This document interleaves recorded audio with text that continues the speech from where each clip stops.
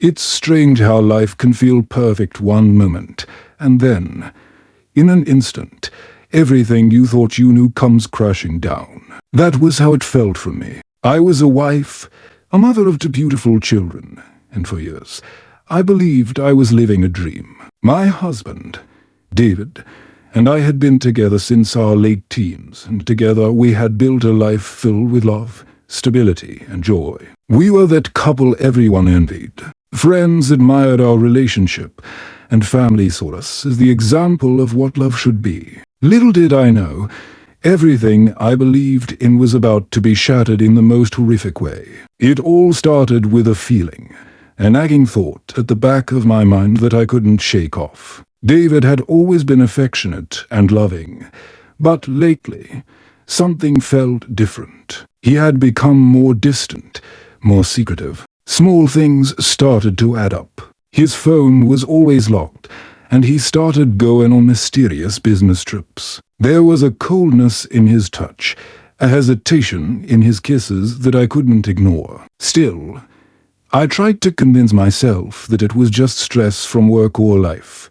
We all have our moments, right? One evening, after the kids had gone to bed, I decided to do something I never thought I'd have to do.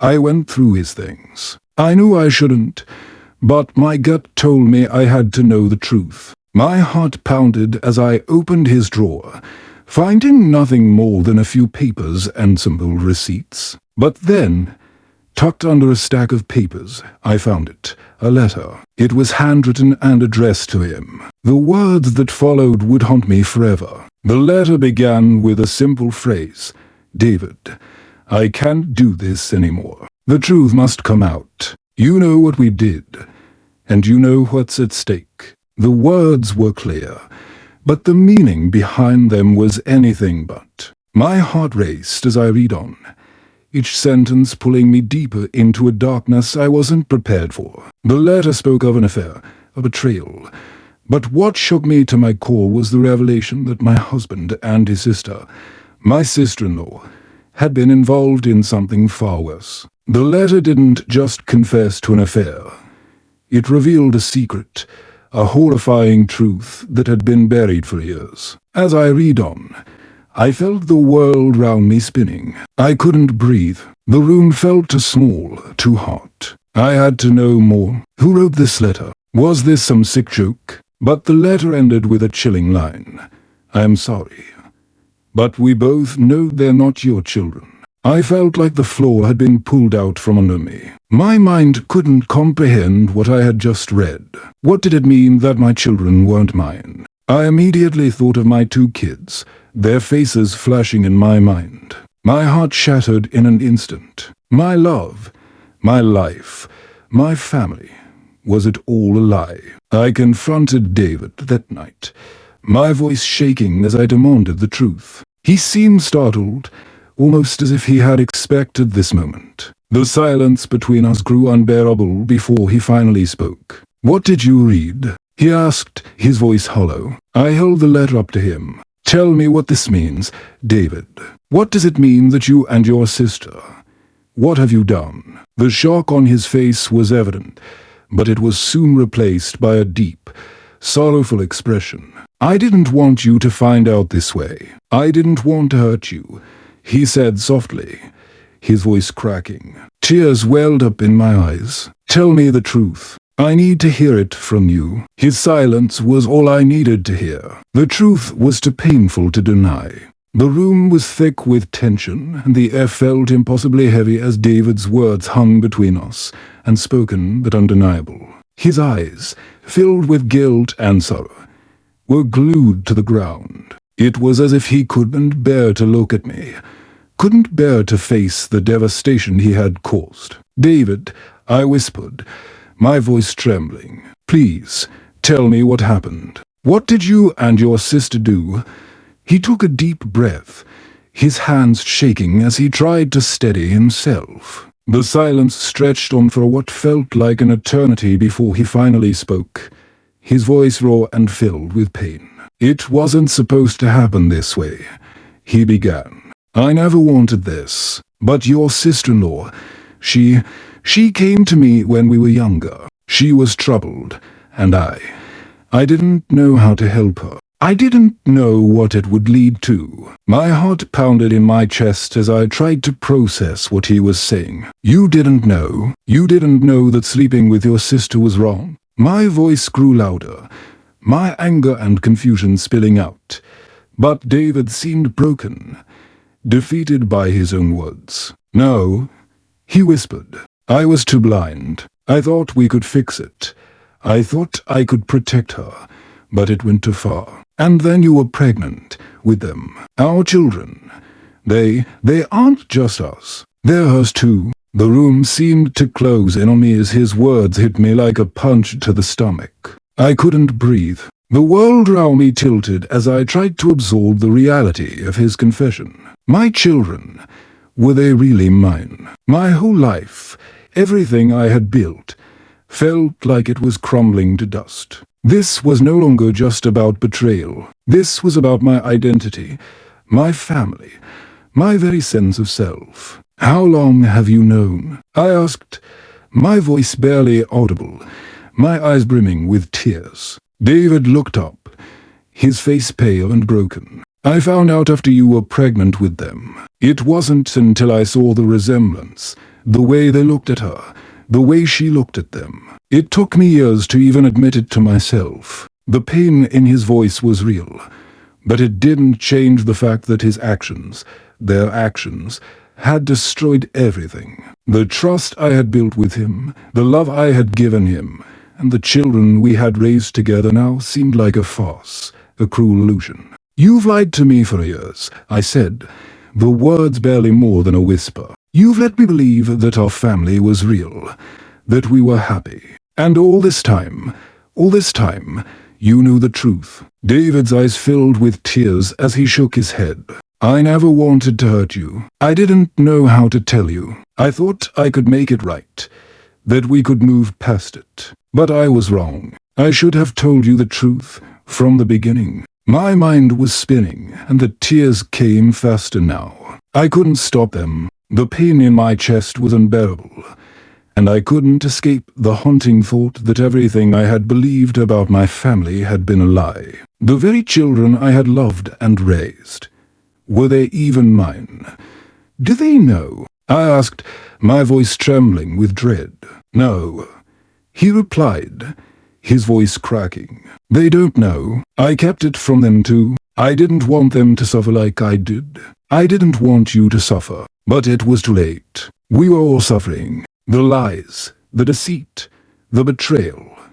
It was all too much. I had married a man I thought I could trust, a man who had promised me the world. But now, that world had shattered, and I was left to pick up the pieces of a broken life. I stood up and walked away from him, my mind racing. I needed to think. I needed to understand how everything had gone so wrong. How my entire world had been built on secrets. How could I face my children? How could I tell them the truth? How could I ever look at them the same way again? David followed me, but I couldn't bear to look at him. The pain in his eyes was nothing compared to the agony in my heart. Please, just let me think, I said, my voice hoarse. He didn't speak again. He knew there was nothing left to say. I spent the night alone, my thoughts swirling like a storm in my head. How had I not seen the signs? How had I been so blind? I couldn't stop replaying every moment, every interaction with my children, wondering if they were really mine or if they were the product of a twisted, forbidden relationship. The truth was suffocating, and the weight of it threatened to crush me. But amidst all the pain, one question haunted me above all others. What now? The silence that hung in the air between us was suffocating. The weight of what I had learned felt unbearable. I had always prided myself on being strong, on being able to handle anything that came my way. But this was a betrayal so deep.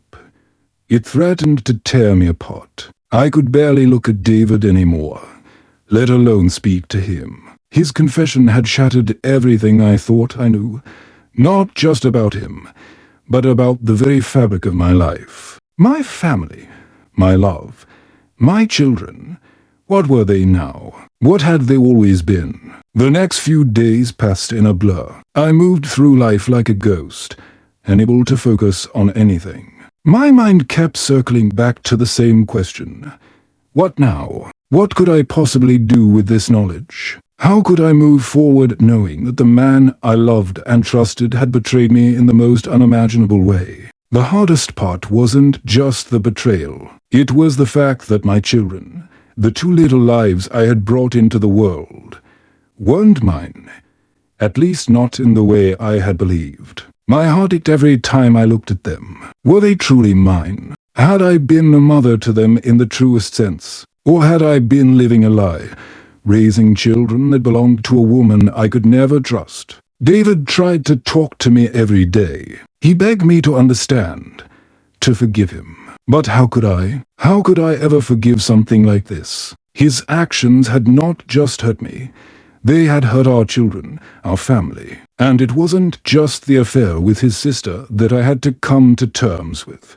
It was the betrayal of my trust, of the life we had built together. But despite the anger, despite the betrayal, a part of me knew I couldn't just run away. I couldn't walk away from my family, from the life I had built. I had two children to think about. They needed me. I had to figure out what to do, whether to face the truth and live with it, or to leave everything behind and start anew. But leaving seemed impossible. How could I leave my children, even if they weren't biologically mine? I was their mother. I had raised them. I loved them. One evening, after David had left for one of his long, soul-searching trips that had become more frequent as we both tried to process the enormity of what had happened, I found myself standing in front of the mirror, looking at my reflection. The woman staring back at me seemed like a stranger. Who was I now? Who had I become? And more importantly, who would I become next? I could feel my heart breaking as I thought of my children. They were innocent in all of this. They had no idea of the twisted history that lay in their blood. They were just two little souls who deserved love, who deserved to be safe and happy, without being burdened by the mistakes of their father and the sins of his past. That night, I made a decision. It wasn't the easy decision, and it wasn't the one I wanted to make. But it was the only choice that made sense. I had to confront the truth, to face the reality of my life and my family. I couldn't change the past, but I could shape the future. And I wasn't going to let the darkness of my husband's past destroy my children's future. The next morning, I sat down with David. He had come back, as I knew he would. His face was weary, tired from the guilt that seemed to weigh on him like 1,000 pounds. I looked at him, but I no longer saw the man I had married. I saw a stranger, someone I had trusted but had betrayed me in the worst way imaginable. I can't forgive you for what you've done, I said, my voice steady. But I will try to make this work. For our children. David looked at me, tears welling in his eyes. I don't deserve your forgiveness, he whispered, but I will do anything to make this right. I swear, I never wanted to hurt you. I nodded slowly, the anger in my heart still fresh. I don't know if we can ever move past this, but I need to know, from this point forward, that you're going to be the man I thought you were. You need to prove to me, to our children, that you are someone we can trust. David didn't speak for a long time, and in that silence, I knew he was thinking the same thing I was. Can we rebuild this? Can we rebuild everything that has been broken? I'll do whatever it takes, he said, his voice firm, but filled with desperation. I swear, I will spend the rest of my life making this right. And so began the long, difficult journey of trying to rebuild our family, our trust. It wasn't easy, and there were times when I wanted to walk away, to leave everything behind. But I couldn't. I couldn't leave my children, and I couldn't abandon the life we had built, no matter how broken it was. It wasn't just about forgiveness. It was about moving forward, about making new choices and building a future from the ashes of the past. And so, the healing began, not in an instant, not with a grand gesture, but with small steps. Every day was a challenge, but every day was also a chance to make things better, to rebuild, to trust again. It wasn't a perfect story, but it was our story. And for the first time in a long time, I could see a glimmer of hope on the horizon.